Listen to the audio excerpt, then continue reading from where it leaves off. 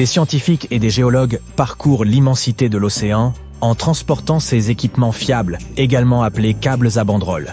Ils déposent ces câbles à une profondeur de 5 à 20 mètres, chacun d'entre eux s'étendant sur plus de 8 km de long.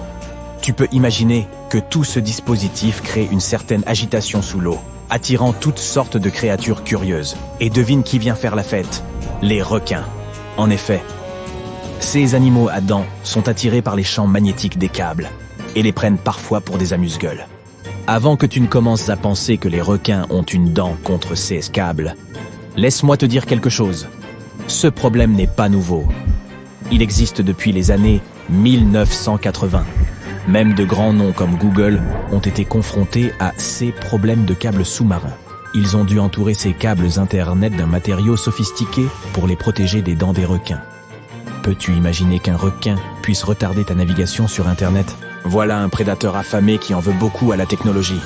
Pourquoi les requins sont-ils si friands de ces câbles? Personne ne le sait vraiment.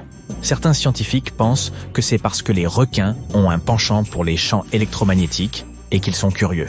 D'autres estiment qu'ils sont tout simplement attirés par tout ce qui a la forme d'un câble. Les requins ne sont pas les seuls à causer de tels problèmes. Mais quels sont les fauteurs de troubles dans cette histoire aquatique? Cela dépend de la profondeur des câbles. Par exemple, à une certaine profondeur, ce sont les requins taureaux qui semblent être les malfaiteurs. Ces méchants garçons ont un physique solide et gris et un museau court. Ils sont en quelque sorte les brutes du quartier sous-marin et ils sèment la zizanie partout où ils passent. Les requins taureaux sont largement répandus dans les eaux tropicales et chaudes du monde entier. Et ils semblent avoir un don pour rechercher ces câbles à banderoles. Je sais ce que tu penses. Ces scientifiques ont-ils vraiment attrapé un groupe de requins taureaux et leur ont-ils fait mordre des câbles juste pour la science? Non, ils sont bien trop intelligents pour cela. Ils ont plutôt utilisé un scan tridimensionnel d'une mâchoire de requin taureau authentique pour créer un modèle informatique. C'est de la haute technologie. Ils ont simulé des attaques de requins sur les câbles, en mesurant les forces d'impact et de compression. Il s'avère qu'un requin peut vraiment faire des dégâts sur ces câbles. Mais voici l'essentiel. La résistance des câbles dépend de la vitesse à laquelle le requin nage lorsqu'il décide d'attaquer. Donc, si tu vois un requin passer à toute vitesse, fais attention à ces câbles. Mais les pauvres requins ne sont pas les seuls responsables du sort réservé à ces câbles sous-marins. Un rapport de 2009 souligne que de nombreux poissons ont l'habitude de grignoter les câbles. C'est un véritable buffet pour ces créatures sous-marines. Les barracudas, les requins des eaux profondes et peu profondes, et même d'autres coupables sournois ont été identifiés comme mordeurs de câbles. Ils ne peuvent s'empêcher de planter leurs dents dans l'enveloppe de ceux-ci, ceux qui laissent le conducteur d'électricité en contact avec l'eau de mer. C'est la recette d'une rupture de câble. Tu es toujours curieux de découvrir le monde fascinant de l'installation de câbles? Savais-tu que plus de 90% des données internationales voyagent dans l'eau? Ces câbles, qui sont comme des autoroutes sous-marines, s'étendent sur des centaines de milliers de kilomètres sous la surface de l'océan, atteignant des profondeurs équivalentes à celles du mont Everest. Tu te demandes peut-être comment ces câbles sont placés. Eh bien, ce n'est pas aussi simple que de laisser tomber des fils dans l'eau, comme dans les dessins animés. En fait, cela nécessite une planification minutieuse et des bateaux spécialisés appelés câbliers. Ces bateaux courageux font passer méticuleusement les câbles sur les surfaces planes du plancher océanique, en veillant à éviter tous les obstacles que Dame Nature leur met en chemin. En ce qui concerne la taille des câbles, ceux des eaux peu profondes sont à peu près aussi épais qu'une canette de soda. Par contre, les câbles pour eau profonde sont beaucoup plus petits, de la taille d'un marqueur. Pourquoi cette différence? C'est une question de vulnérabilité. Tout en bas, à 2400 mètres sous le niveau de la mer, il n'y a pas grand-chose qui se passe. Par conséquent, ces câbles sous-marins n'ont pas besoin d'autant de fils de protection. Ils sont comme les nageurs maigres du monde des câbles, glissant dans les profondeurs avec aisance. Mais n'oublions pas les coûts d'installation. Prépare-toi, car placer un câble sur l'immense étendue de l'océan n'est pas une mince affaire. Il s'agit de millions de dollars. Le prix réel peut varier en fonction de facteurs tels que la longueur totale du câble et sa destination. Mais crois-moi, ce n'est certainement pas de la menue monnaie. L'installation de câbles en eau peu profonde est un véritable spectacle. Ils sont soigneusement enfoncés sous le plancher océanique à l'aide de jets d'eau à haute pression. C'est comme si l'on donnait à ces câbles une maison souterraine douillette, les protégeant des caprices des courants marins. Si l'installation des câbles est lente et, avouons-le, un peu coûteuse, il s'agit d'une prouesse technique remarquable. Le monde sous-marin est un écosystème complexe et délicat, et les poseurs de câbles prennent grand soin de s'assurer que leurs installations ne perturbent pas la vie marine et les habitats que l'océan abrite.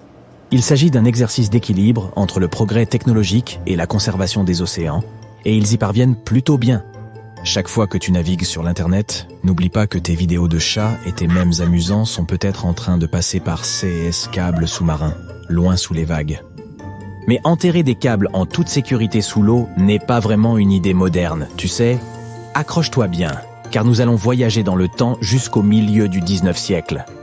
Imagine cela, nous sommes en 1854 et un événement révolutionnaire est sur le point de se produire. L'installation du tout premier câble télégraphique transatlantique commence, reliant les côtes lointaines de l'Irlande et de Terre-Neuve. Avant de lever les yeux au ciel et de dire « C'est de l'histoire ancienne, mon pote », souvenons-nous qu'il s'agissait d'un événement important à l'époque.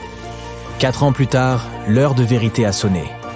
La première transmission est envoyée par le câble avec un message qui ressemble à ceci. « Lois, White House a reçu un signal de 5 minutes. Les signaux de la bobine sont trop faibles pour être relayés. Essayez de conduire lentement et régulièrement. J'ai mis une poulie intermédiaire. Réponse par les bobines. » D'accord. Ce n'est peut-être pas le message le plus exaltant jamais envoyé. Mais bon, il ne faisait que commencer. Maintenant, mets-toi à la place de ces personnes remarquables qui ont participé à cette entreprise sous-marine. Imagine que tu sois l'électricien en chef de l'Atlantic Telegraph Company, également connu sous le nom de White House dans le message. Il devait être un électricien hors pair. Pour mettre les choses en perspective, pendant que nos pionniers du câble étaient occupés à jeter les bases de la communication transatlantique, le monde extérieur était en pleine effervescence. Charles Dickens, ce génie littéraire, continuait à écrire ses romans intemporels. Pendant ce temps, une petite ville du nom de Dallas était officiellement incorporée dans le vaste État du Texas. Il est assez incroyable de penser au chemin parcouru depuis lors, avec l'Internet à haut débit et la communication mondiale sans faille. Pourrais-tu vraiment couper Internet en allant simplement sous l'eau avec une pince coupante? Techniquement, oui. Tu devras être bien équipé, porter ta superbe combinaison de plongée et tenir une paire de pinces coupantes. Tu peux également afficher un sourire malicieux pour créer l'ambiance, n'est-ce pas? Soyons sérieux. Couper ces câbles de communication sous-marins super importants n'est pas une tâche facile. Ils transportent des milliers de volts très dangereux. Mais voilà, quelqu'un l'a fait en Égypte en 2013. Un groupe d'individus audacieux, vêtus de combinaisons de plongée élégantes et équipés de pinces coupantes, a décidé de tenter l'expérience. Leur cible? Le câble Sud-Est Asie, Moyen Est-Ouest Europe 4. Une énorme ligne de vie de 20 000 km qui relie 3 continents. Dès que ces malicieux coupeurs de câbles ont fait leur travail, le chaos s'est installé. La vitesse de l'Internet en Égypte a chuté de 60%. Peux-tu imaginer la frustration de devoir attendre des heures avant de pouvoir charger une vidéo d'un chiot tout mignon? Mais gardons l'esprit léger. Tel un phénix, l'Internet renaît de ses cendres, une fois le câble réparé. Les débits ont été rétablis et tout le monde a pu à nouveau regarder ses émissions préférées en boucle et se livrer à d'interminables parties de jeux en ligne.